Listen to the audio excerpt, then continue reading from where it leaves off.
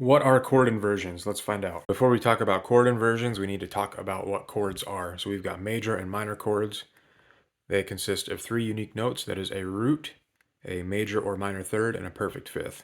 So if we take a C major chord, for example, which the chord is always named after the root note. So in this case, our root note is going to be C. Our major third is going to be E, and then our perfect fifth is going to be G.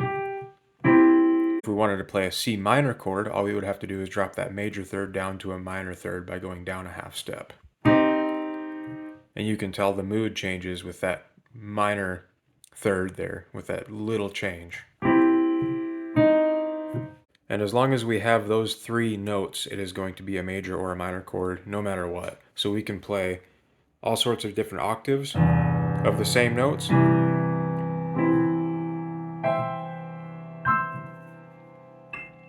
And it's all C major. Now, I'm not going to draw on my keyboard because I just got this and I want to keep it nice. But if I were to draw out the notes on here, we've got a C, E, G, C, E, G.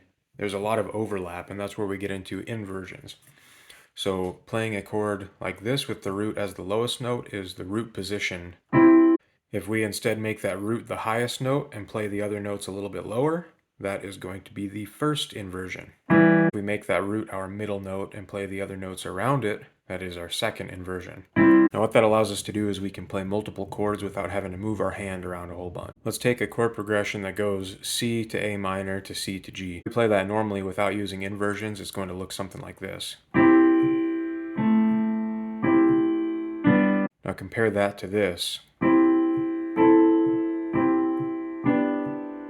I don't have to go searching for the notes, everything is right there, and I don't have to move my hand around a whole bunch. So to recap, if we have our root as the lowest note, that is our root position.